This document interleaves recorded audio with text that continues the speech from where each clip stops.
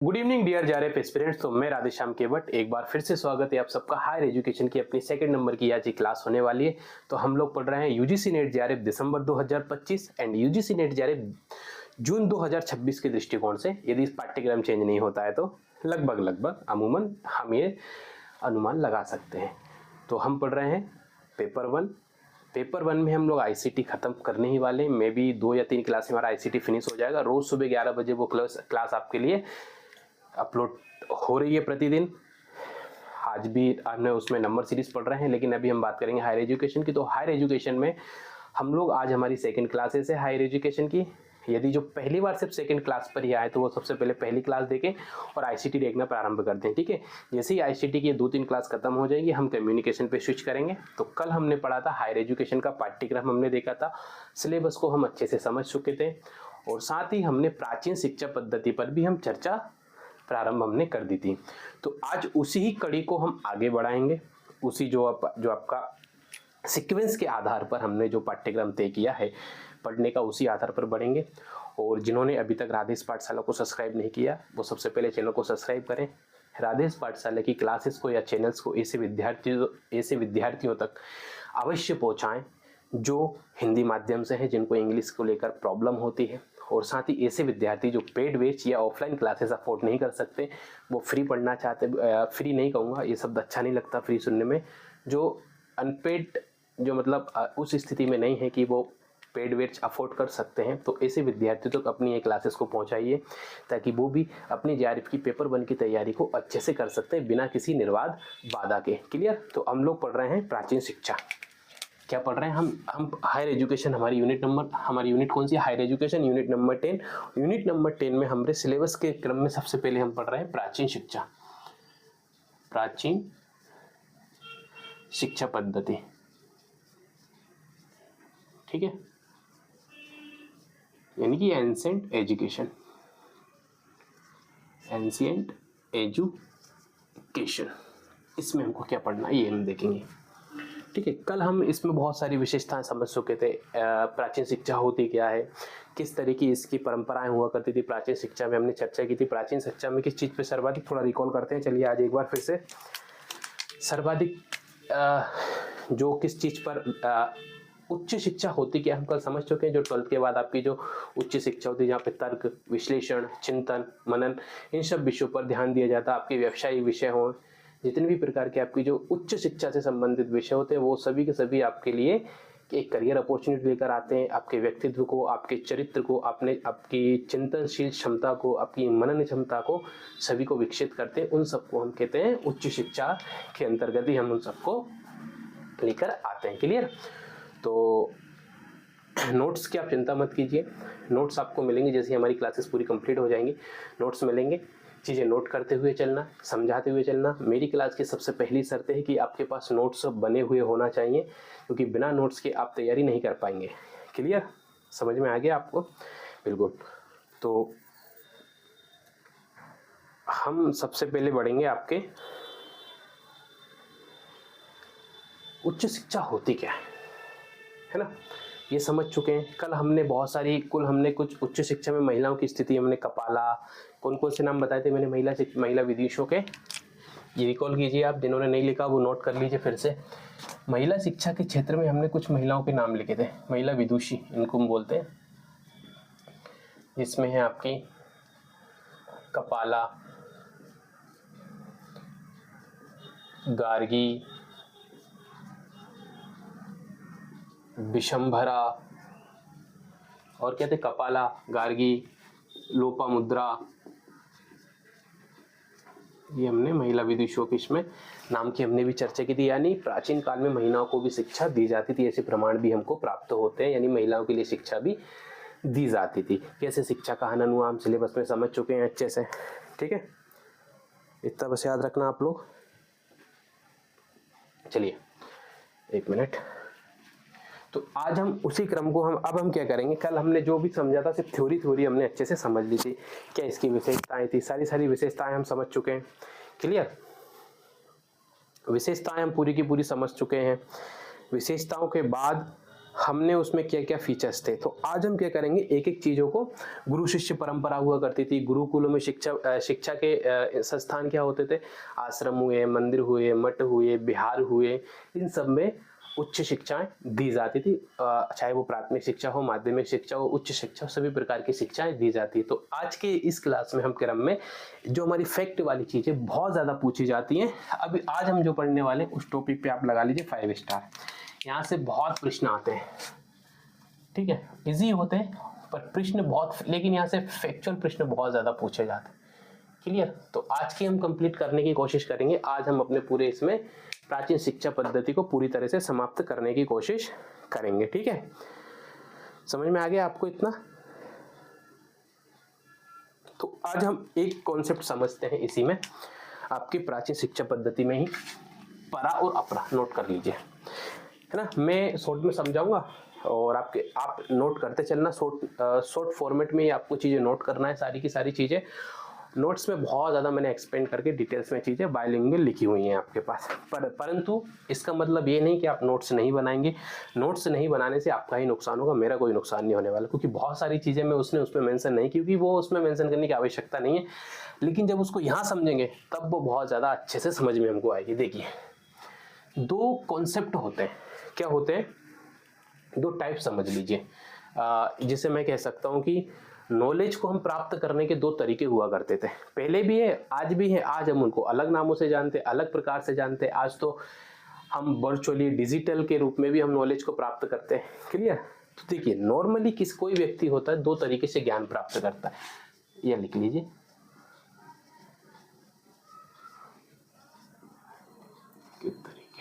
इसमें मेनली दो तरीके होते हैं, ये पूछे गए हैं, कई बार पूछा गया है, इससे फैक्चुअली प्रश्न पूछ लिया जाएगा, कभी इसमें एग्जांपल दे देते हैं, तो कभी इसमें डायरेक्टली इसके विषय में इसकी परिभाषा देकर पूछ लिया जाता है, या कोई ऐसा एग्जांपल दे दिया जाएगा जो थोड़ी तथ्य पे आता है।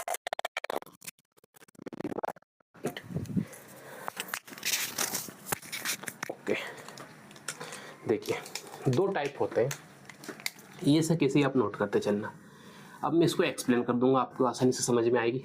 एक होता है आपका अपरा विद्या, अपरा विद्या, नोट कर लीजिए। इसको इंग्लिश वाले भी ऐसे ही लिखेंगे, अपरा विद्या। इंग्लिश में जो आप नॉर्मली अपरा विद्या, इसको है ना लिख देंगे इंग्लिश की शब्दावली में, इसके लिए कोई अलग से वो नहीं है, ठीक है। अपरा विद्या लिखेंगे हम इसमें, यानी कि चाहो तो इंग्लिश में भी लिख दो क्या, चलिए इंग्लिश में भी लिख देते हैं, हटाइए, कंफ्यूजन ना रहा है, ताकि आपको, एक है आपका अपरा विद्या, इसको भी अब बिल्कुल मैं कुछ नहीं करूंगा, ऐसे ही उसको इंग्लिश में ट्रांसलेट करके नोट कर दूंगा, अपरा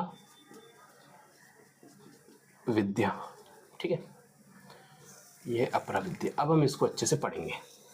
और एक होती है आपकी परा विद्या। क्या होती है विद्यार्थियों?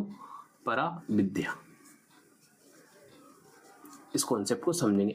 ये जो मैं पढ़ा रहा हूँ ना, ये आपकी एक लॉजिक, इंडियन लॉजिक है, उसमें भी यहाँ से प्रश्न आने की संभावना रह सकती है, इसलिए अच्छे से समझ लेना। ये परा विद्या, अब ये क्या होती है इनको हम समझेंगे। देखिए, लिखते चलेंगे, समझते चलेंगे, आप भी ऐसे कैसे ही नोट कर लेना। देखो, अपरा विद्या जो होती है ना, ये फिजिकली नॉलेज, यानी जो भौतिक और जो अलौकिक होता है, एक होता है लौकिक और एक होता है अलौकिक, दो शब्द इसमें यूज किए जाते हैं। एक चीज होती है आपकी भौतिक ज्ञान और एक होता है लौकिक ज्ञान। अलौकिक यानी कि जो इस संसार से परे हो, ठीक है। लौकिक यानी जो संसार में विद्यमान है, जो भौतिक रूप से विद्यमान है, लौकिक रूप से विद्यमान है, जिन्हें हम अपनी इंद्रियों से और बुद्धि के माध्यम से जिस ज्ञान को हम प्राप्त कर सकते हैं, उसे हम कहते हैं अपरा विद्या। इसको लिख लीजिए आप, देखिए, यानी कि फिजिकली, ठीक है, फिजिकली यानी भौतिक रूप से। अब जब भौतिक की बात आ जाती है तो भौतिक ज्ञान को कैसे प्राप्त, किसके माध्यम से प्राप्त करते हैं? इंद्रियों के माध्यम से।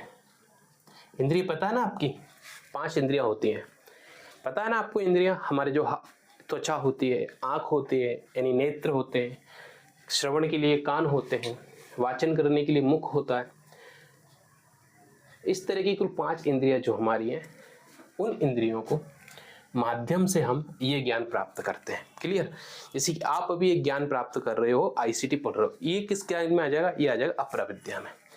अब इसमें थोड़ा और चेंजेस होगा, जब आगे हम क्या चेंजेस होगा उसको हम समझते हैं। ठीक है, अब इसमें क्या करते थे, इंद्रियों के माध्यम से, या इसको लौकिक ज्ञान भी कह सकते, या लौकिक, ठीक है, भौतिक इंद्रिय को लौकिक ज्ञान को माध्यम से इसमें प्राप्त, और इंद्रियों, लौकिक इंद्रियों और बुद्धि के माध्यम से, ऐसा लिख लीजिए ना, बुद्धि के माध्यम से,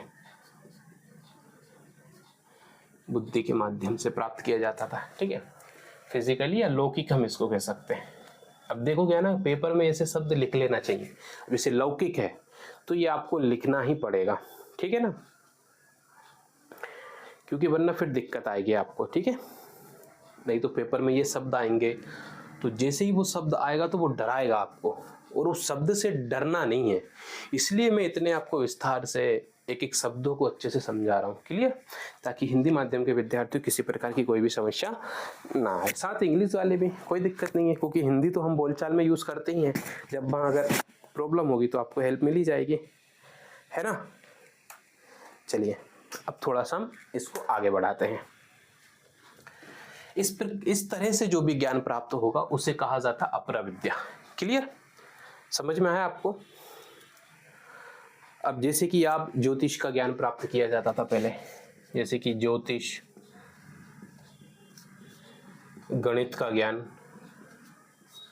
अर्थशास्त्र का ज्ञान, वेदों का ज्ञान, ये कैसे प्राप्त होता था?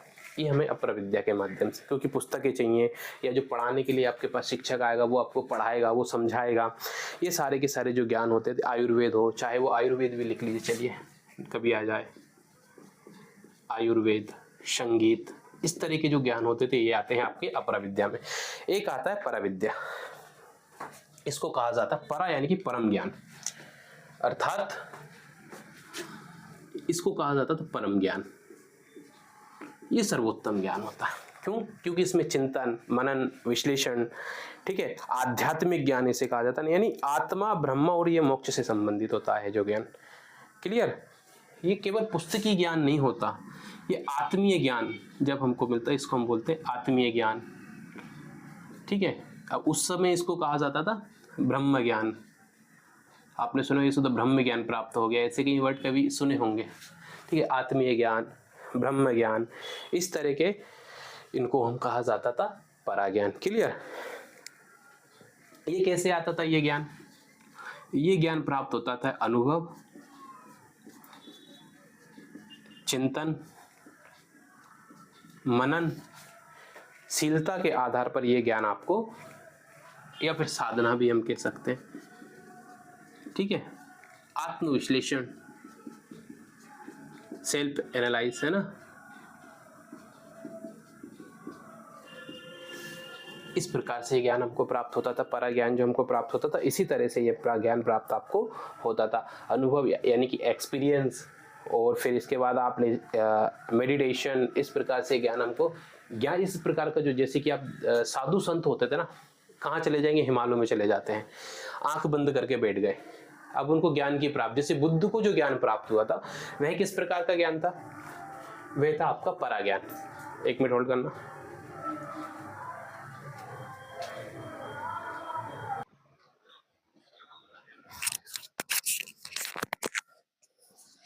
इसलिए माफी चाहूंगा, थोड़ा सा व्यवधान हो गया था। आज 15 अगस्त है ना, तो तिरंगा यात्रा निकल रही थी, तो डीजे की आवाज ये सुनाई देती, आपको मेरी आवाज नहीं आती, इसलिए मुझे थोड़ा देर आपकी क्लास को रोकना पड़ा बीच में।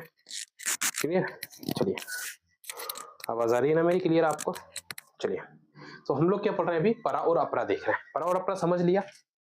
परा यानी कि वह ज्ञान जो, ये अलौकिक ज्ञान होता है। किस टाइप का ज्ञान होता है? अलौकिक। ठीक है, ये भौतिक ज्ञान नहीं होता, ये आत्मीय चिंतन के आधार पर जो ज्ञान की आपको प्राप्ति होगी वह ज्ञान कहलाता है अलौकिक। जैसे कि एग्जांपल के तौर पे, जैसे कि महात्मा बुद्ध को जब ज्ञान प्राप्त हुआ था, महात्मा बुद्ध को जब ज्ञान प्राप्त हुआ था तो वह ज्ञान किस प्रकार का हुआ था? ये परा विद्या, या कि जन्म मरण से मुक्त मोक्ष का जो ज्ञान प्राप्त हो गया, कि ये संसार तो सिर्फ एक मोह माया है, कुछ नहीं रखा इस संसार में। और एक ज्ञान होता है ये हमारे सामाजिक जीवन में उपयोगी होता है, जो हमारे सामाजिक जीवन के संचालन या विकास के लिए उपयोगी ज्ञान, जीवन के संचालन या विकास के लिए उपयोगी होता है ये ज्ञान। समझ में आ गया आपको? और पराविज्ञान क्या होता है? पराविद्या जब होता है, पराविद्या टाइप का जब ज्ञान प्राप्त होता है आपको, आत्मीय चिंतन के आधार पर आपके मस्तिष्क के उन पंच तत्व, पंच महाभूतों से ऊपर चलकर जो ज्ञान प्राप्त होगा, वह ज्ञान आपका पराविद्या यानी कि पराज्ञान कहलाता है। क्लियर? तो ये छोटी छोटी कभी कभी के पूछ लिए जाते हैं ना, ज्ञान किस तरह के प्राप्त होते हैं, परा के बारे में पूछ लेंगे, अपरा के बारे में पूछ लिया जाए। कभी ऐसे ही एग्जांपल देते हैं, महात्मा बुद्ध को जो ज्ञान प्राप्त होता है वो किस श्रेणी में आता है, वो पराविज्ञान में आएगा या अपरा में आएगा?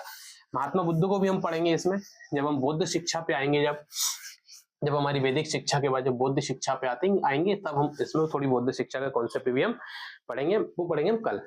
ठीक है, आज हम ये सारे के सारे जो भी हमारी शिक्षा पद्धति के जो कॉन्सेप्ट थे उनको हम समझते हैं। क्लियर? मुख्य ग्रंथ क्या हुआ थे हमारे? मुख्य ग्रंथ कौन से थे हमारे उस समय? पहले प्राचीन समय में मुख्य ग्रंथ थे हमारे वेदांत। कल मैंने आपको बताया था वेद कितने प्रकार के होते हैं, सबको पता होगा, 4 वेद होंगे। बता कि सर ये तो बताने वाली कोई चीज ही नहीं है ना, अब ये मत कहना सर हमें नहीं पता। 4 वेद होते हैं। क्लियर? पहला वेद कौन सा होता है? पहला वेद था ऋग्वेद, सबसे बड़ा वेद माने जाते हैं, बड़े भैया यही थे। ठीक है, ऋग्वेद। दूसरे आते हैं यथर्ववेद,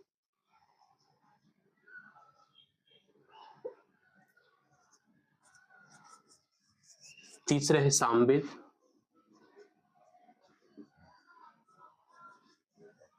चौथे है यजुर्वेद। क्लियर? ये आपके मुख्य प्रकार के जो वैदिक ग्रंथ हुआ करते थे, ये आपके ऋग्वेद, यजुर्वेद और सामवेद ही देते थे। और ये केवल सिर्फ धार्मिक, याद रखना, ये सिर्फ धार्मिक पुस्तकें नहीं थी, ये केवल धार्मिक पुस्तकें नहीं थी, इतना अच्छे से याद रख, केवल धार्मिक पुस्तकें नहीं थी है, इनमें जीवन के विकास के लिए संबंधित सभी विषयों को इसमें आपको सम्मिश्रण मिले, केवल धार्मिक पुस्तकें नहीं थी है। इसमें यज्ञ वगैरह, ईश्वर उपासना की चीजें भी थी, लेकिन साथ में आपके जीवन के विकास के लिए भी अन्य संबंधित विषय भी इसमें इंक्लूडेड थे इन सभी के अंदर। क्लियर? अब देखिए एक एक करके हम इसको समझ लेते हैं। वेद थे 4 वेद, इन 4 वेदों को भी 4 भागों में डिवाइडेड किया गया था। क्लियर? कितने भागों में डिवाइडेड किया गया था? 4 भागों में भी डिवाइडेड इनको किया गया था। इन सभी वेदों को भी 4 भागों में डिवाइडेड किया गया था। पहला लिखिए आप संहिता, संहिता को संहिता ही बोलेंगे, इंग्लिश में और कुछ नहीं बोलेंगे, संहिता को हम संहिता ही बोलेंगे। क्लियर? संहिता के बाद आप लिखिएगा ब्राह्मण,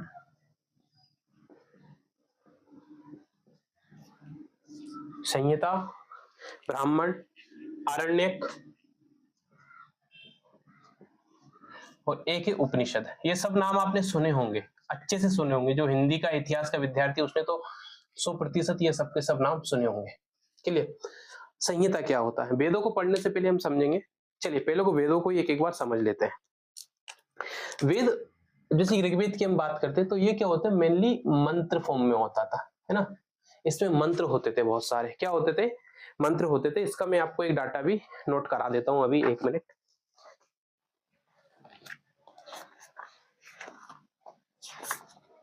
देखिए ऋग्वेद से क्या है ना, कभी कभी प्रश्न पूछ लिए जाते हैं, इसलिए मैं आपको कुछ ऋग्वेद से रिलेटेड कुछ फैक्ट यहाँ नोट करा देता हूँ।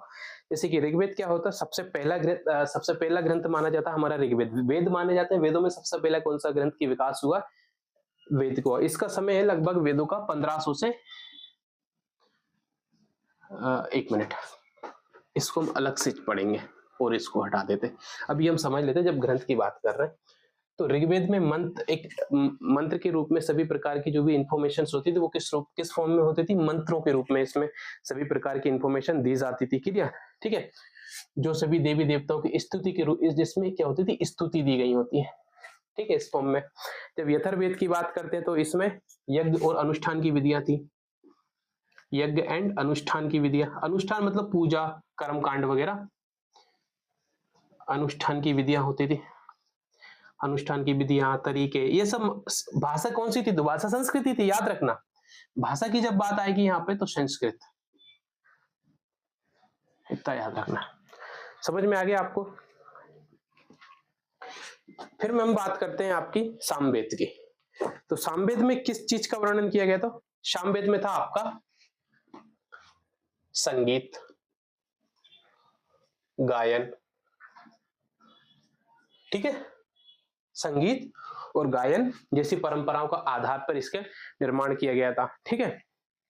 यजुर्वेद में आपको चिकित्सा मिल जाएगा, चिकित्सा इत्यादि विषय इसमें शामिल किए गए थे। जीवन उपयोगी विषय, जीवन उपयोगी विषय। अब इन वेदों को भी 4 भागों में वर्णित किया गया था। एक था संहिता, ब्राह्मण, अरण्यक और उपनिषद। क्लियर? संहिता में क्या होते थे? मंत्र संग्रह, मंत्रों का संग्रह होता था। क्लियर? ब्राह्मण कहते इसमें कर्मकांड की व्याख्या थी, कर्मकांड व्याख्या है, ठीक है। अरण्यक में क्या होते थे? जो इसमें आपको दार्शनिक, जो वनवासी लोग हुआ करते थे, जो वनवासी विद्यार्थियों या शिक्षकों के दार्शनिक विचार इसमें मिलते थे। दार्शनिक विचार या फिर दार्शनिक विचार आप लिख लीजिए। फिर एक होता है उपनिषद। उपनिषद में क्या होता है? आध्यात्मिक और तत्व ज्ञान। इसमें आपको आध्यात्मिक एंड तत्व ज्ञान की चर्चा की गई थी। तो इस प्रकार से इनको हम इनके भागों में डिवाइडेड करते हैं। क्लियर? अब हम बात कर रहे हैं यहाँ पे काल विभाजन की बात करेंगे। देखिए, मैं इसको ऐसे समझते, संहिता से समझ लेते हैं ना। जब पहले से 1500 से 1000 वर्ष का समय, संहिता की जब बात आती है,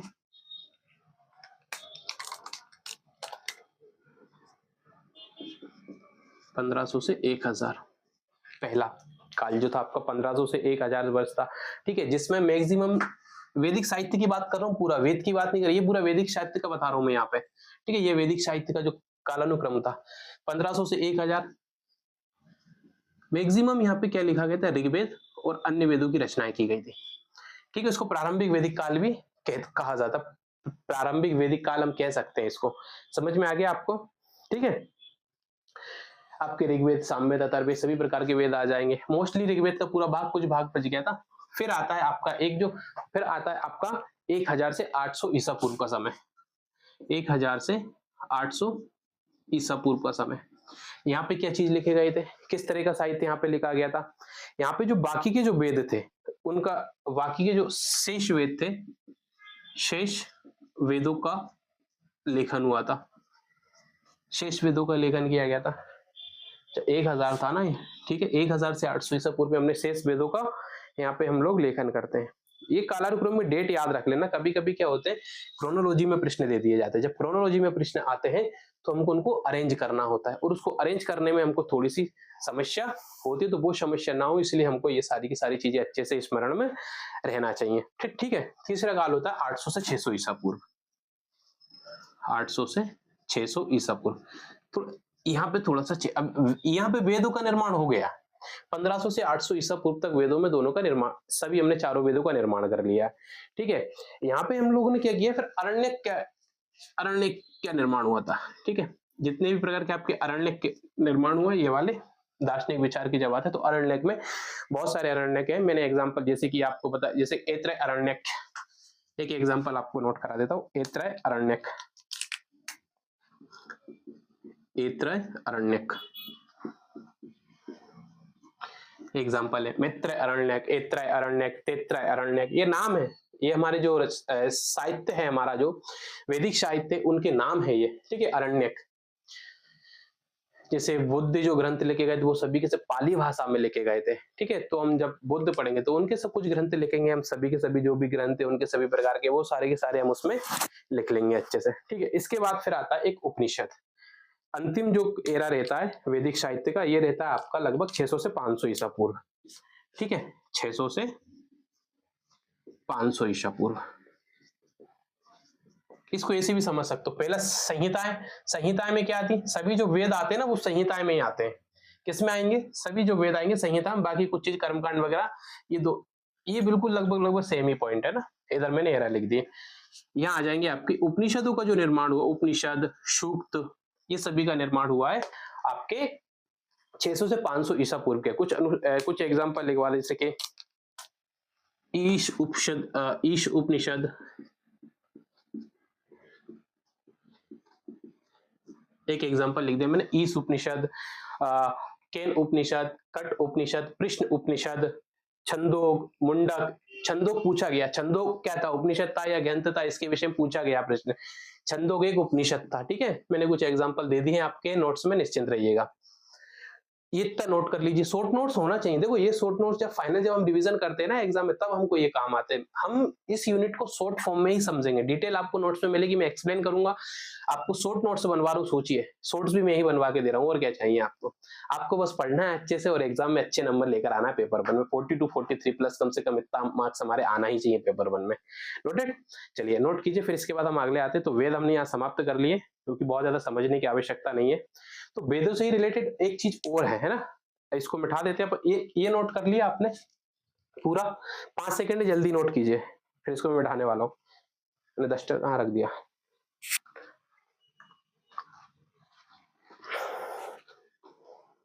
ये रहा। चलो डस्टर मिल गया मुझे, जल्दी लिखिए वरना मिटाऊंगा मैं।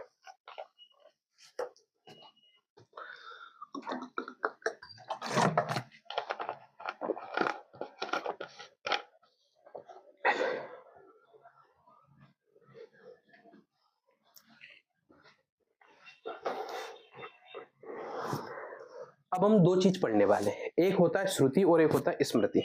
क्या होता है, श्रुति और स्मृति।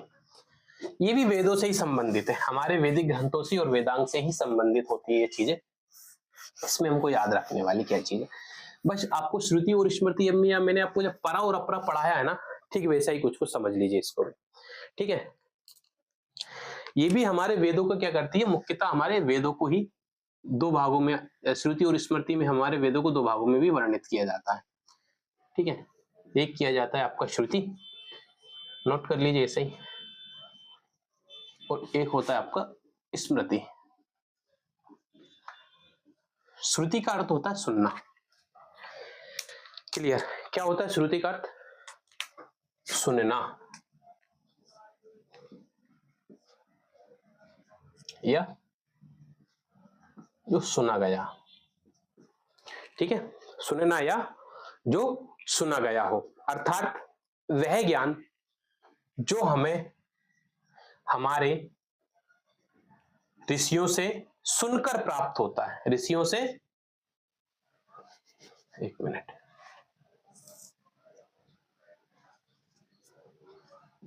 वह ज्ञान जो हमें ऋषियों से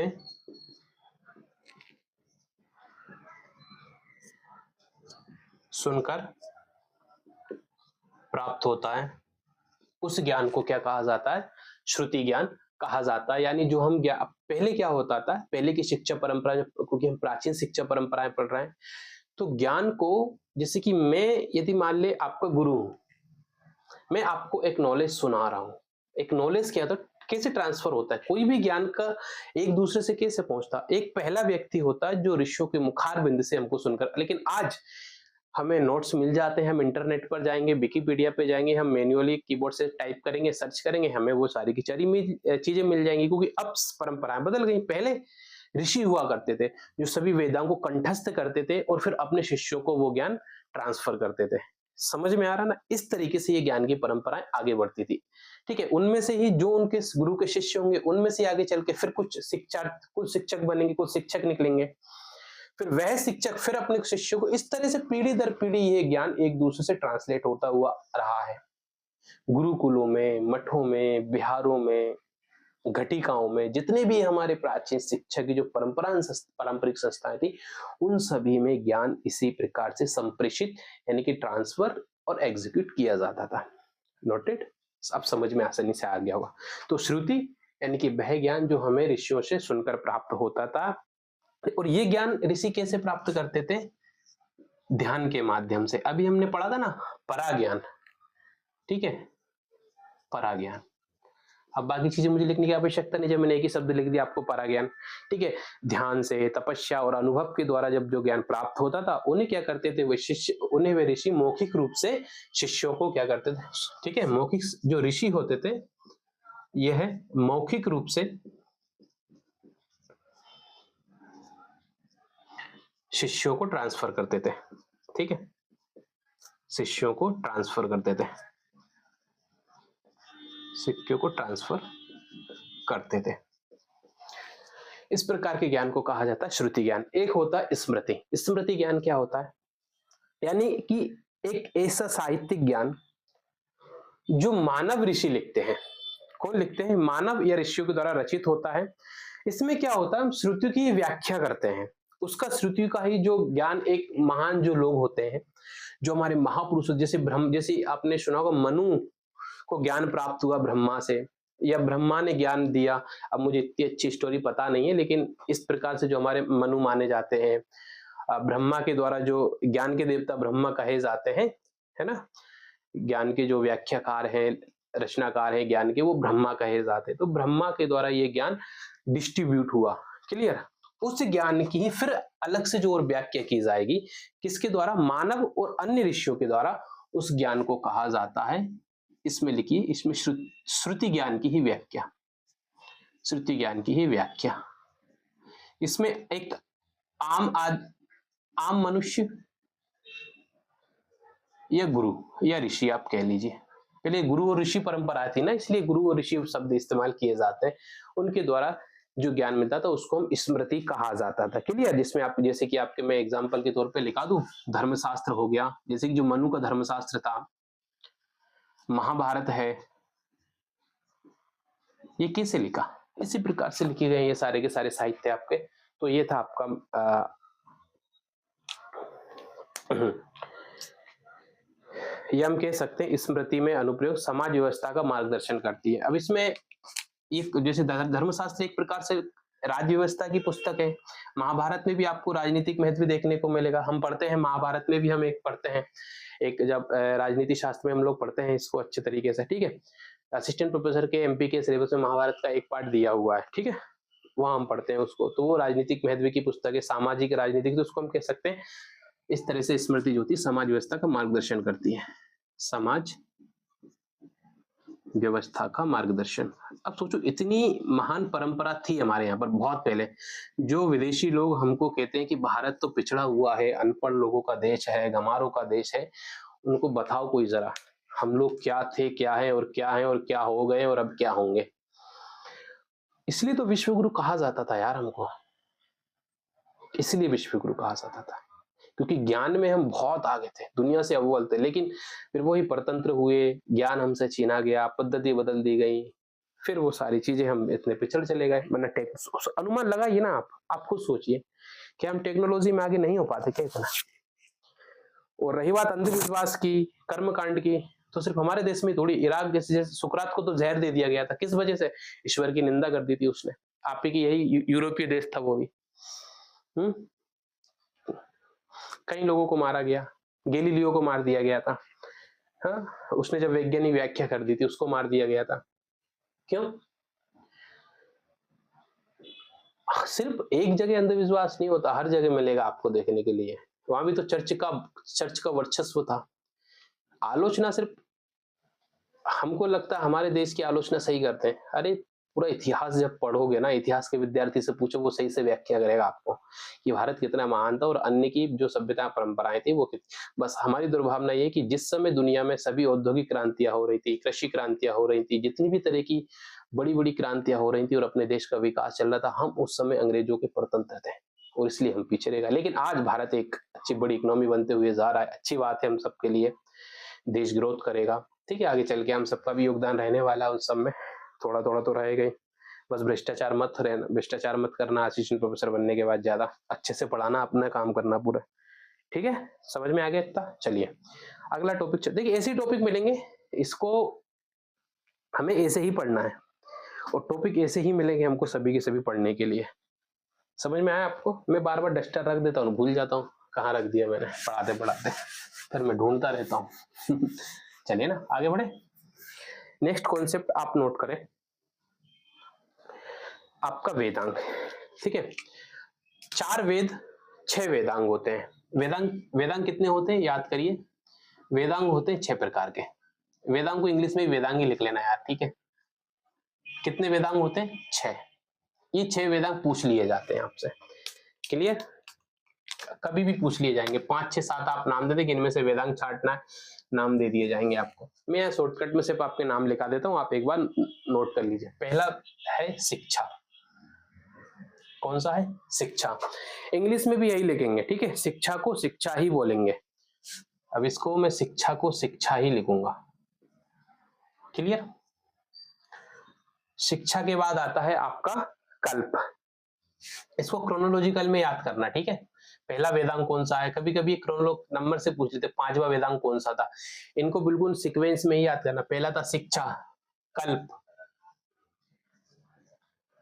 तीसरा होगा आपका व्याकरण, ठीक है, व्याकरण।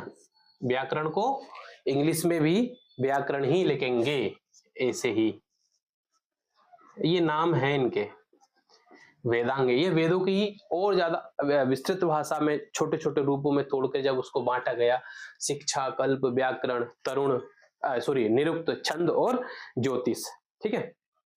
फिर आ जाएगा आपका निरुक्त 4 नंबर पे, निरुक्त,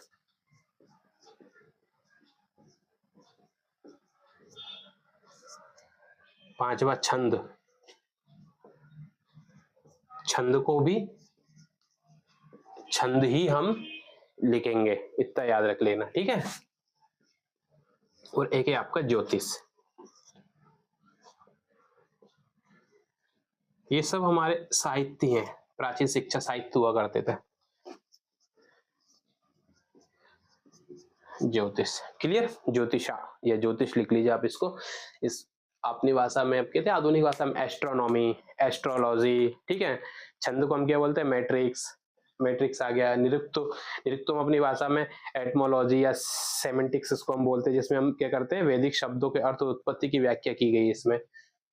शिक्षा में क्या है, तो शिक्षा में आपको मिलेगा उच्चारण, स्वर, मात्रा, वल, संधि आदि का शुद्ध ज्ञान दिया जाता है, ठीक है। कल्प में आपको यज्ञ, अनुष्ठान और सामाजिक नियमों की व्याख्या की गई है। वैदिक मंत्रों और छंद के लयों का अध्ययन किया गया है। इसमें समय निर्धारण, ग्रह, नक्षत्र तो आदि की ज्योतिष की, ज्योतिष गलत लिख दिया, इसमें हमारा खगोल शास्त्र आ जाएगा आपका पूरा का पूरा, वो सारे विषयों का अध्ययन किया गया है इसमें, ठीक है। चाहे जो भी लाइन बनाए चाहे तो लिख सकते हैं यहाँ पे ना। तो ये थे आपके 6 प्रकार के छंद, इनको अच्छे से क्रोनोलॉजी में ही याद रखना है, क्लियर। कभी ज्योतिष के बारे में पूछ लिया जाए तो ज्योतिष किससे संबंधित था? एस्ट्रोनॉमी, एस्ट्रोलॉजी हो गया, एस्ट्रोनॉमी हो गया, ग्रह, नक्षत्र, गति, सूर्य, मुहूर्त, यज्ञ, मुहूर्त, इन सब की चीजों में इसका युद्ध होता है। छंद, छंद तो लय होता है, लय छंद आपके जो वैदिक मंत्रों में जो लय और छंद, उसका यूज जब आप हिंदी साहित्य के विद्यार्थी इसको अच्छे से समझते हैं, ठीक है। निरुक्त, निरुक्त क्या होते हैं? वैदिक शब्दों के अर्थ और उत्पत्ति का अध्ययन होता है इसके अंतर्गत। व्याकरण, व्याकरण को तो आपको पता ही होगा, ग्रामर से जिसको हम कहते हैं ना, ग्रामर, तो किसी भी भाषा की संरचना, शब्द की संरचना, शब्द की रूपरेखा, उन सबका इसका अध्ययन व्याकरण में करेंगे। कल्प क्या होता है? तो कल्प होता है सब यज्ञ, अनुष्ठान और सामाजिक जो भी हमारे क्रियाकलाप होते हैं, अनुष्ठान होते हैं, उन सबका जो अध्ययन होगा वो कल्प के अंदर किया जाता था। एक होता है शिक्षा, इसके अंतर्गत शब्द आपके पास क्या बोलते हैं, उच्चारण, स्वर, मात्रा, जो प्रारंभिक जो शिक्षा होती है वो आप इसको समझ सकते हैं अच्छे से इसके अंतर्गत। तो ये होते हैं हमारे 6 तरह के वेदांग जो हम कर चुके हैं अब समाप्त। नेक्स्ट टॉपिक हम पढ़ने वाले हैं अब।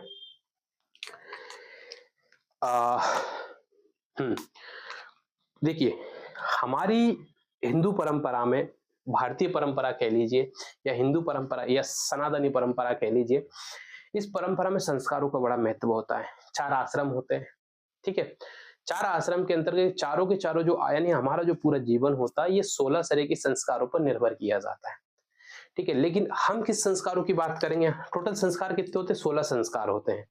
यहाँ नहीं चर्चा कर रहा है 16 के विषय में, आप गूगल से देख लीजिए यदि आपको जानना हो कि 16 संस्कार कौन कौन से होते हैं। कितने संस्कार होते हैं टोटल?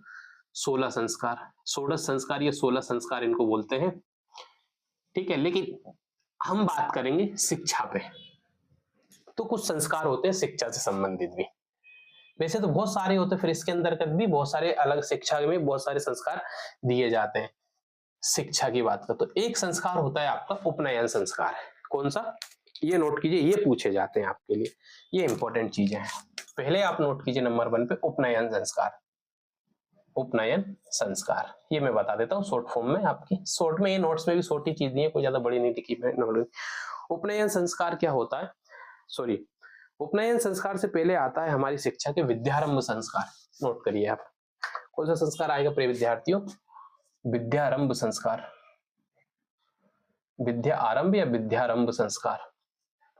पहला जो संस्कार है आपका, ये आपका विद्यारंभ संस्कार। ठीक है, इसके अंतर्गत क्या करना है आपको? नोट देखिए, जब आपकी विद्या प्रारंभ होती है, जब विद्यार्थियों को विद्या प्रारंभ, सबसे पहले जब वो नवजात होता है, लगभग इसकी उम्र भी आयु लिख लीजिए, ये लगभग आयु 5 वर्ष।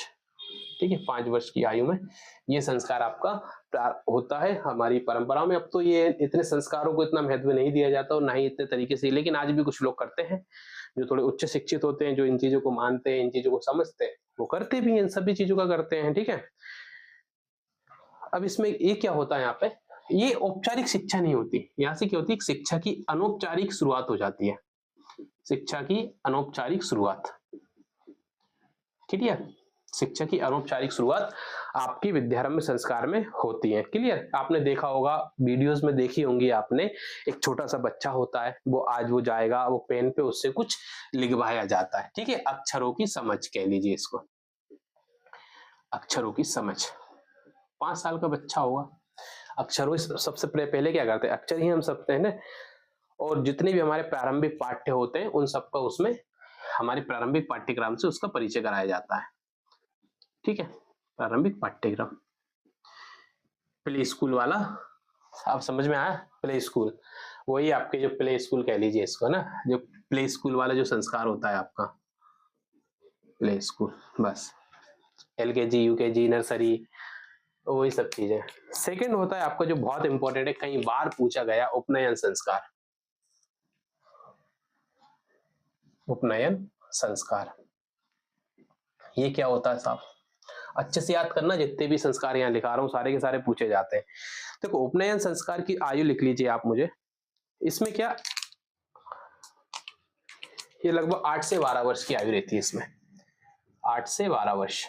ठीक है, 8 से 12 वर्ष इसकी आयु रहती है। ये पूछ लिया जाएगा कि उपनयन संस्कार किस आयु में किया जाता है, ये पूछा गया है, PYQ का क्वेश्चन है, रिपीटेड क्वेश्चन है, पूछा गया, कई बार पूछा गया, और आने वाले समय भी यहाँ से प्रश्न आने की बहुत बहुत संभावना है। इसलिए उपनयन संस्कार की आयु की जो सीमा रहती है वो है 8 से 12 वर्ष। इसमें क्या होता है, इसमें क्या होता है, जो विद्यार्थी होता है, क्या होता है, विद्यार्थी अपने गुरुकुल या गुरु के आश्रम में प्रवेश लेता है, गुरु के आश्रम में प्रवेश होता है उसका। जैसे कि कृष्ण सांदीपनी आश्रम में पहुंचे थे, क्या हुआ, उनका उपनयन संस्कार हुआ। ठीक है, फिर वो कहाँ गए प्रवेश के लिए, आपके गुरु के आश्रम में प्रवेश दिया जाता है, इस आश्रम को कहा जाता है उपनयन संस्कार। ठीक है, यज्ञ धारण, जो जनेऊ धारण होता है, इसके जनेऊ धारण होता है इसके अंतर्गत, उससे और उसको पूरे ब्रह्मचर्य का पालन करना सिखाया जाता है। क्लियर, ये सारी की सारी चीजें इसमें आती है। ब्रह्मचर्य व्रत का धारण करना, गुरु, नोट कर लीजिए, फिर पूछ लिया जाए आपसे कब उसको ब्रह्मचर्य से परिचय कराया जाता है, तो आपके उपनयन संस्कार के बाद से ब्रह्मचर्य व्रत धारण कराया जाता है। यज्ञोपवीत बोलते हैं इसको, यानी कि जनेऊ धारण कराया जाता है। इसके हिंदी में भी यही नाम है यार, अलग से कोई नाम नहीं, इसलिए मैं सिर्फ हिंदी में लिख रहा हूं आपको। क्लियर, समझ में आ गया आपको इतना?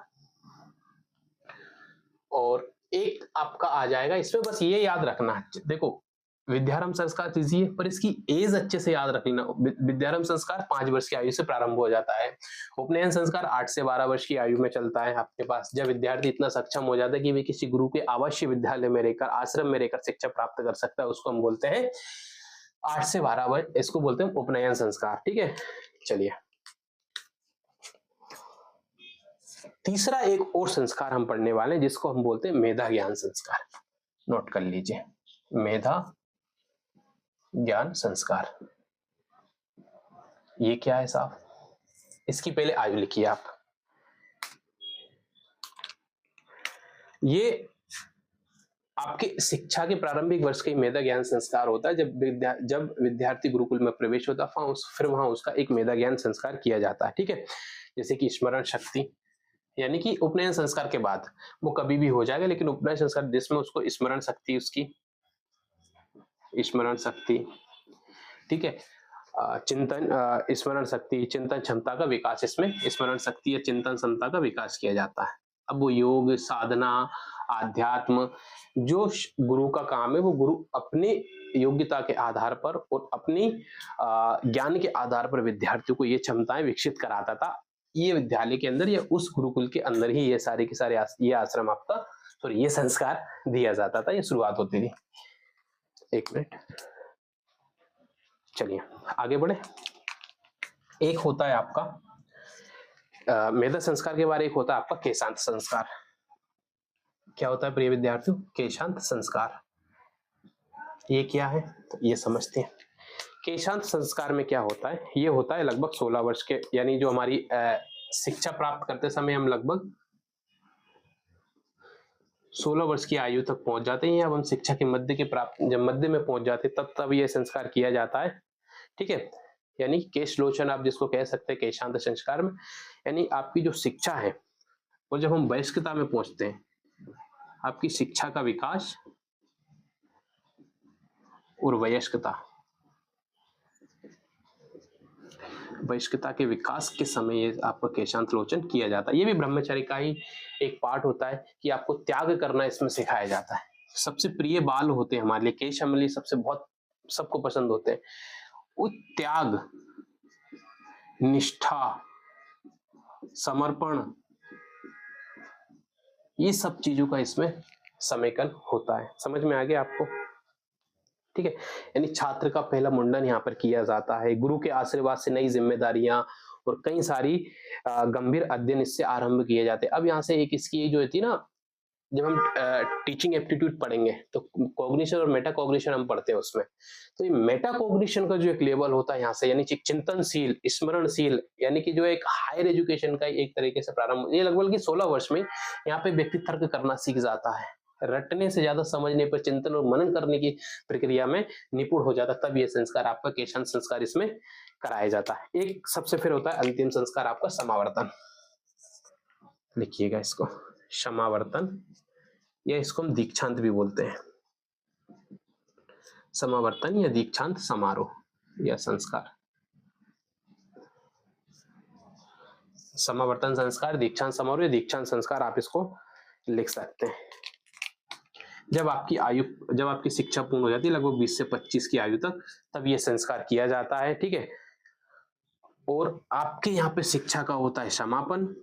शिक्षा समापन के बाद जिस, ठीक है, अब तो पता नहीं किसी को, अब तो होते से आपने देखा होगा वो काली हेट उड़ाते हैं, फोटोज वीडियोस देखे होंगे कॉलेज के स्टूडेंट, तो वो क्या होता है उनकी वो एजुकेशन डिग्री समाप्त होती है और उनको वो डिग्री प्रदान की जाती है। तो ऐसे ही यहाँ पे इनकी जो शिक्षा समाप्त होती है। अभी हम पढ़ेंगे मूल्यांकन, हम कल समझ सके मूल्यांकन कैसे होता था, अभी और भी समझ लेंगे हम एक बार और। शिक्षा का समापन होगा और सामाजिक जीवन में पुनः प्रवेश। कभी ऐसे प्रश्न पूछ लिया जाए कि सामाजिक शिक्षा पद्धति में उपनयन संस्कार के बाद सामाजिक जीवन में पुनः प्रवेश किस संस्कार के माध्यम में होता है, तो वे जो था आपका समावर्तन या दीक्षांत समारोह के माध्यम से जीवन में, सामाजिक जीवन में पुनः प्रवेश। बस ये नोट कर लीजिए आप, ये नोट्स होना चाहिए आपके पास। ठीक है, समझ में आ गया आपको? तो ये थे आपके 16 के 16 सभी संस्कार। 5 सेकंड जल्दी नोट कीजिए।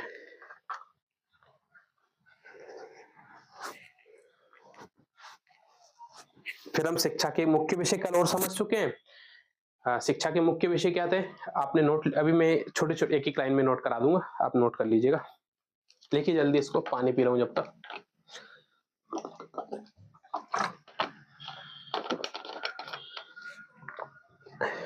चले जल्दी बढ़ते हैं, मुझे लगा तो प्राचीन समाप्त हो जाएगा, पर ये तो बहुत बड़ा है, ज्यादा समय लग रहा है इसको भी। चलिए आगे बढ़ते हैं और जल्दी से। शिक्षा के विषय क्या होते थे? प्राचीन शिक्षा पद्धति के विषय क्या होते थे? देखो कल मैंने आपको बहुत सारे विषय लिखवाए थे, है ना। आध्यात्मिक शिक्षा,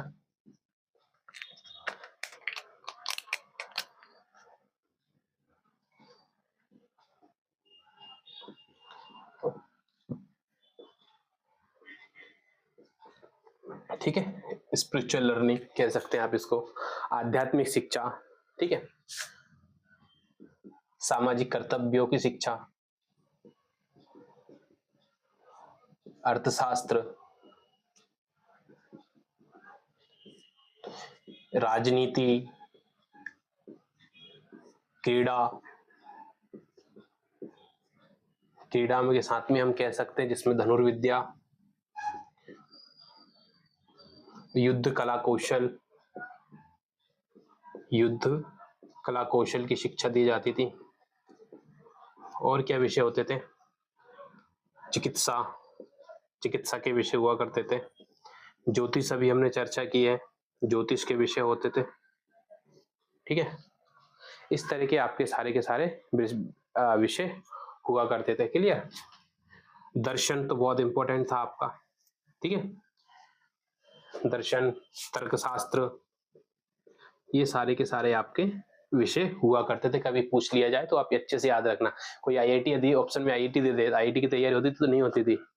ये सब मुख्य विषय हुआ करते थे ना। और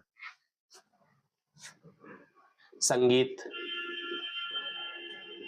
नृत्य,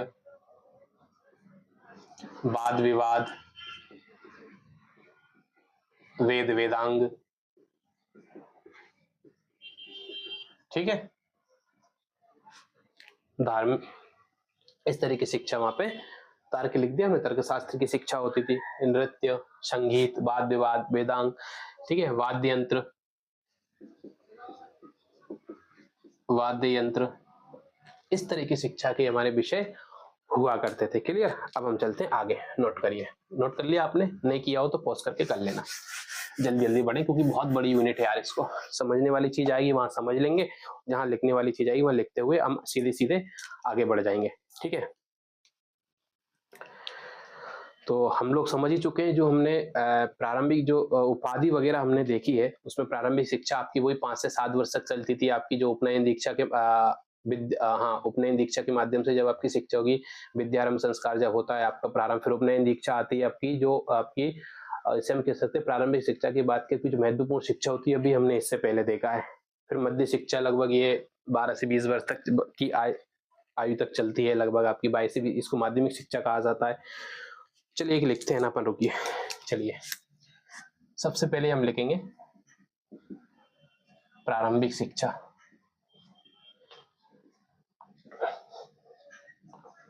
प्रारंभिक शिक्षा, ठीक है। प्रारंभिक शिक्षा के बाद हम क्या करेंगे, इसको बोलते हैं प्राथमिक शिक्षा। अभी हमने जो उपनयन जितने भी संस्कार पढ़े ना, उसके आधार पे इसको समझ लेना, कंपेयर कर लेना। अगर वहीं जगह होना, अभी हमने जो जितने भी संस्कार लिखे वहां अगर जगह होना तो वहां पे इनको लिख लेना, कोई दिक्कत नहीं आएगी। तीसरा होता मध्य शिक्षा, ठीक है। चौथी होती है आपकी उच्च शिक्षा, इसको समझ लेना। अब इसमें कोई लिखवाने, और एक होती है आपकी विशेषज्ञ शिक्षा, जिसको जैसे हम अभी जो क्या करने वाले हैं, पीएचडी करेंगे, तो हमारी क्या है, हमारी विशेषज्ञ शिक्षा कहलाएगी। क्लियर? हमारी उम्र हो चुकी है, किसी की 25 भी हो चुकी होगी, अब 25 की हो चुकी तो उसकी 30 में जाके वो शिक्षा उसको प्राप्त होगी। तो लगभग प्रारंभिक शिक्षा वही आपकी लगभग 5 से 7 वर्ष आयु लिख लीजिए। कभी ये पूछ लिए जाते हैं यहाँ से, 5 से 7 वर्ष होती है आपकी प्राथमिक शिक्षा। हम कितने वर्ष, अभी 5 वर्ष, उपनयन संस्कार किस वर्ष में होता है, 5 से 12 लिखा था ना हमने। तो ये आपकी 5 से 12 वर्ष तक की जो आयु की, जो ये आयु लिख रहा हूं मैं ना, याद रखना, अवधि नहीं लिख रहा हूं मैं।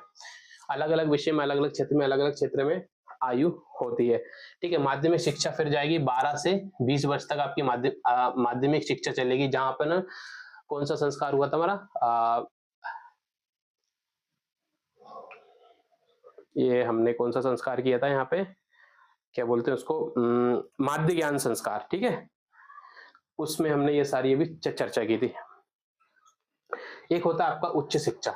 उच्च शिक्षा नहीं, हायर एजुकेशन, आपकी जो ग्रेजुएशन करते हैं आप, ये लगभग चलती है आपकी 20 से 25 वर्ष की, ठीक है। ग्रेजुएशन या पोस्ट ग्रेजुएशन, इसको हम समझ लीजिए उच्च शिक्षा। फिर होती है विशेषज्ञ शिक्षा, इसको आप समझ लीजिए ग्रेजुएशन, जो आज की चलती ग्रेजुएशन और पोस्ट ग्रेजुएशन, यूजी और पीजी, और ये होती है 25 से लगभग 32 वर्ष तक। जैसे कि हम करते हैं अभी क्या, पीएचडी, समझ लीजिए आप। ये आपकी समझ लीजिए high school, higher education, high secondary level हो गया आपका, हाई सेकेंडरी लेवल हो गया।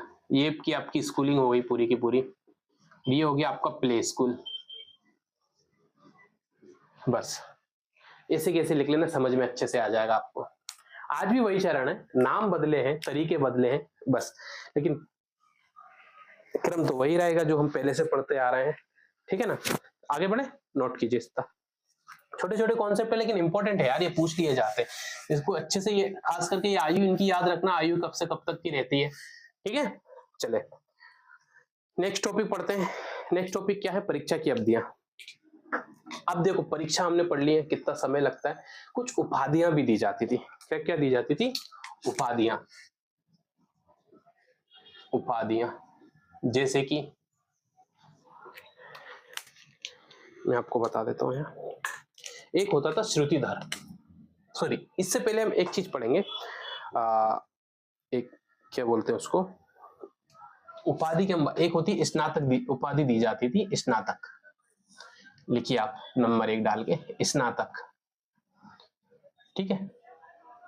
स्नातक, इस इंग्लिश वाली भी यही लिखेंगे, इसमें कोई चेंजेस नहीं होने वाले। बसु, सेकंड लिखिए आप बसु, थर्ड लिखिए आप रुद्र, 4 लिखिए आप आदित्य। क्लियर। अब इसकी विशेषताएं देख लेते हैं।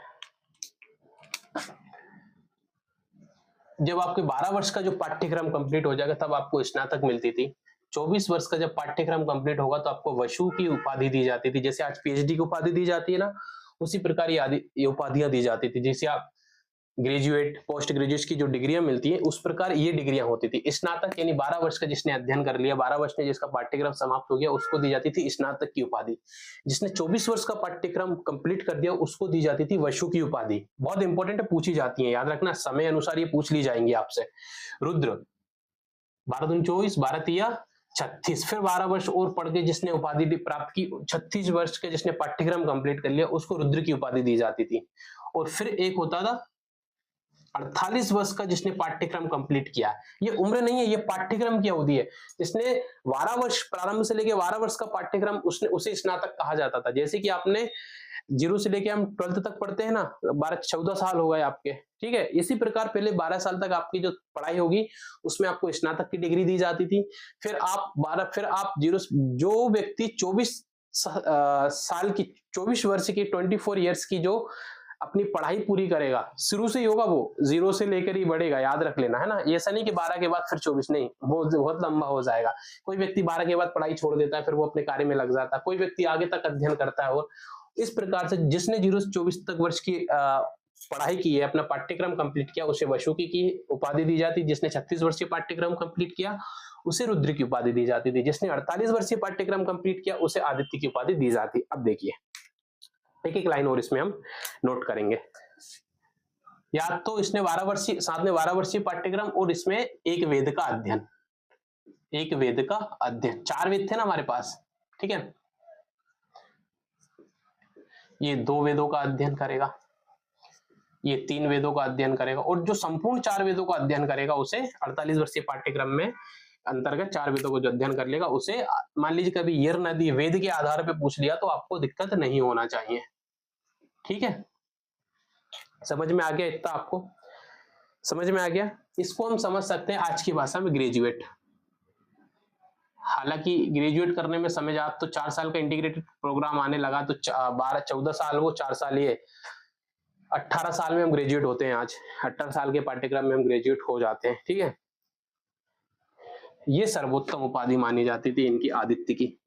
इन्हें चारों वेदों का ज्ञान होता था। सर्वोत्तम उपाधि यदि पूछ ली जाए कभी अलग से तो याद रखो प्रारंभिक उपाधि स्नातक कहलाएगी, आप रुद्र कह सकते हैं इसको, ठीक है।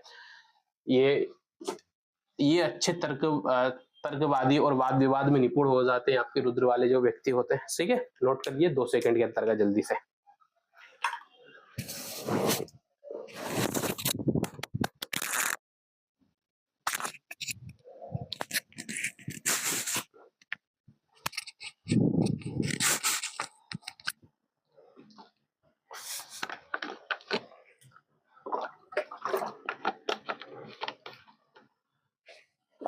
चलिए आगे बढ़े।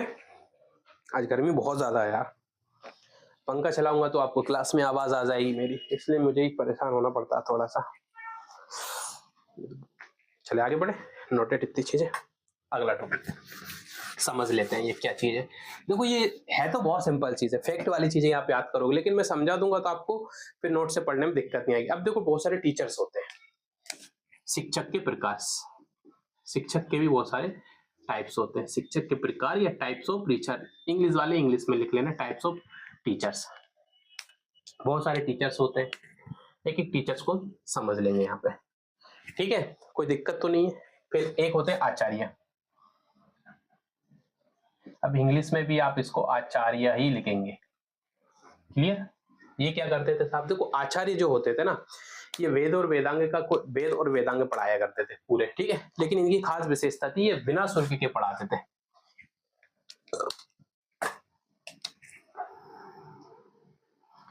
बिना शुल्क के वेदों का अध्ययन कराते थे, ठीक है, वेदों या वेदांग का अध्ययन कराते थे, ये इनकी खासियत थी। समझ में आ गया इतना आपको। फिर एक होते हैं आपके पास उपाध्याय, कुछ लोग उपाध्याय सरनेम भी लगाते हैं, ठीक है। तो ये क्या करते थे साहब, तो ये जो होते थे ना, ये किसी वेद, यानी कि एक ऐसे शिक्षक, इसको ऐसे याद करना है ना, वह शिक्षक जो किसी वेद या वेदांग का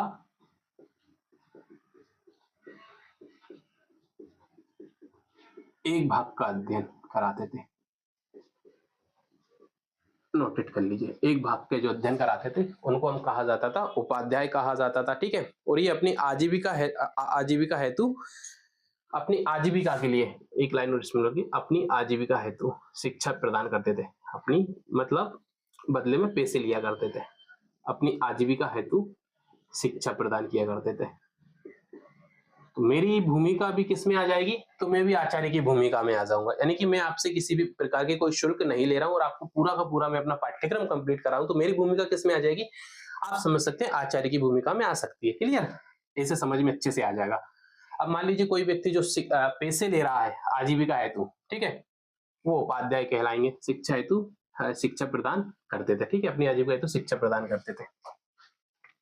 अब लिखेंगे हम चरक, क्या नोट करेंगे, चरक, इसको इंग्लिश में भी यही लिखना, चरक। चरक ये वो वाले नहीं है शल्य चिकित्सा वाले चरक, या वो चिकित्सा वाले चरक नहीं है, चरक एक शिक्षक के टाइप्स होते थे। ये क्या करते थे,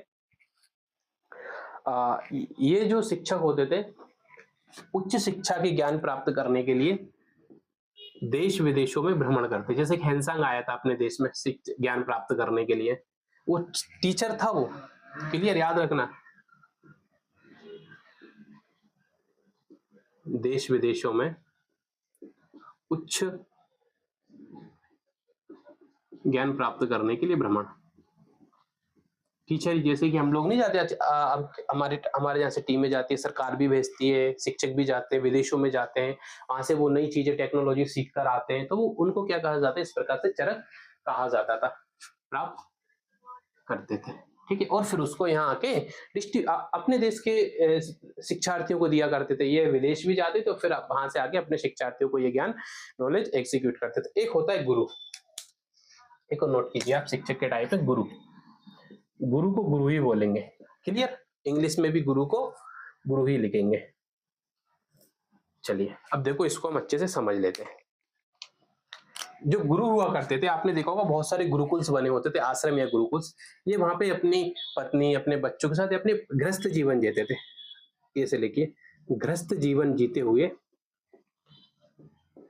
अपने जीवन आजीविका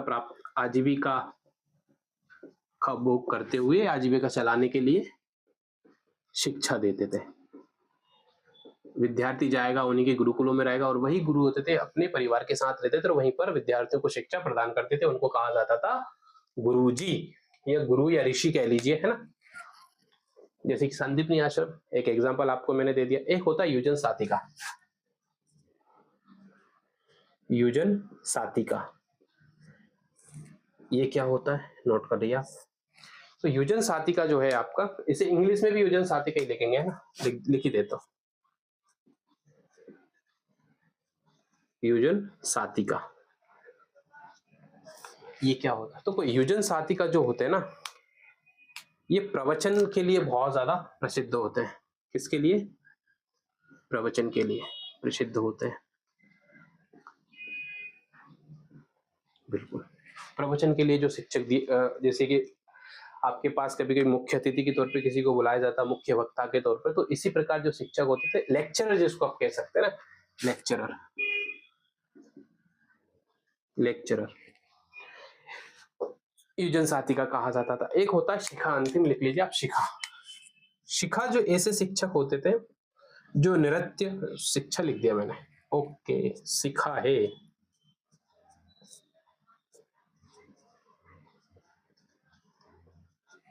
तो ये क्या करते थे साहब, नृत्य, संगीत आदि कलाओं में निपुण होते थे और कलाओं की शिक्षा दिया करते थे। तो ये आपका प्राचीन शिक्षा, यहाँ पे शिक्षा शिक्षा देते थे। तो ये हो चुका हमारा पूरा प्राचीन शिक्षा समाप्त। कल हम नालंदा, तक्षशिला, जितने भी हमारे, तो ये तो हम पूरी परंपराएं समझे, प्राचीन शिक्षा परंपरा को हमने अच्छे से समझ लिया, और अब ये पूरी प्राचीन शिक्षा परंपरा आज हमारी इस क्लास में हमने समाप्त कर ली है। कल हम पढ़ेंगे जितने भी हमारे इंस्टीट्यूट हैं, प्राचीन इंस्टीट्यूट, नालंदा, तक्षशिला, ओदंतपुरी, वल्लभी, ठीक है, जितने भी प्रकार के हमारे प्राचीन शिक्षा संस्थान है, सभी का अच्छे से अध्ययन करेंगे। क्लियर? कल की क्लास में सिर्फ वही पढ़ेंगे, बस उसी में क्लास लग जाएगी हमको। बहुत सारे शिक्षा संस्थान सब उसमें पढ़ेंगे। कुछ उसमें हम जो शिक्षक जैसे नागार्जुन, चाणक्य, वराहमिहिर, इनके विषय में भी हम छोटी छोटी फैक्ट, इनकी कुछ रचनाएं भी कल देख लेंगे। फैक्ट वाली चीजें आ गई हैं। अब देख लो, आज की क्लास से फैक्ट मिलना स्टार्ट हो गया। आज कितने फैक्ट याद कर लिए? जो पढ़ा रहा हूं उसे पढ़ते चलना, तुरंत ही रीड करना है, क्योंकि भूल जाओगे, नहीं रहेगा, आगे पार्ट पीछे सब पार्ट हो जाएगा। अब यूनिट है, दो क्लासेस देखना है आपने, नोट सुन के पढ़ना है, जब हफ्ते में रिवाइज करो, पीवाईक्यूज लगाना प्रारंभ कर देना अभी से। अब समय नहीं बचा ज्यादा पीवाईक्यूज लगाने के लिए, आप सोचो बाद में लगा लेंगे, ठीक है? आप लोगों के लिए देखो मैं कितनी मेहनत कर रहा हूँ, पसीने में तरबतर हूँ, लेकिन फिर भी क्लास ले रहा हूँ। पंखा चलाऊंगा तो आपको आवाज आ जाएगी, फैन चालू करूंगा तो इसलिए थोड़ा सा आप भी अब आपका 100% दीजिए, मैं भी अपना 100% दे रहा हूँ आप लोगों के लिए। तो खूब पढ़िए, खूब मेहनत कीजिए, और सबसे बढ़िया अच्छा खाइए, स्वस्थ रहिए, व्यस्त रहिए, मजे में रहिए, बस, ठीक है ना? तो मिलते हैं। अच्छा, ये तो अभी शाम की क्लास है ना हमारी। कल सुबह आईसीटी के साथ, आईसीटी भी खत्म करने वाले हैं, बहुत जल्दी कम्युनिकेशन स्टार्ट करने वाले हैं हम, तैयार हो जाइए। आईसीटी खत्म होने वाला है आपका। फैक्ट वाली यूनिट निपटा दी हमने सबसे पहले। सबसे ज्यादा फैक्ट इन्हीं यूनिटों में, एक तो आईसीटी, हायर एजुकेशन, ये सबसे ज्यादा फैक्ट वाली है। एक और है आपकी पीपल डेवलपमेंट एंड एनवायरमेंट, वो भी बहुत ज्यादा फैक्ट वाली यूनिट है आपकी, उसको भी खत्म करेंगे। अब जब ओखली में सर मारी दिया तो क्या करें, आपने भी मारा है, मैंने भी मारा है, तो मिलके मूसल कूटेंगे। है क्या नहीं? चलिए, दीजिए मुझे इजाजत। आप सभी को पुनः स्वतंत्रता दिवस की बहुत बहुत शुभकामनाएं। आप सभी के जीवन में एक नई उमंग, नया उत्साह, नया जोश, एक नई सफलता आपके दरवाजे पर दस्तक दे। फिर अगले साल मिलते हैं, अगली क्लास, अगले साल नहीं, अगली क्लास में पुनः मिलते हैं। चलिए, जय हिंद।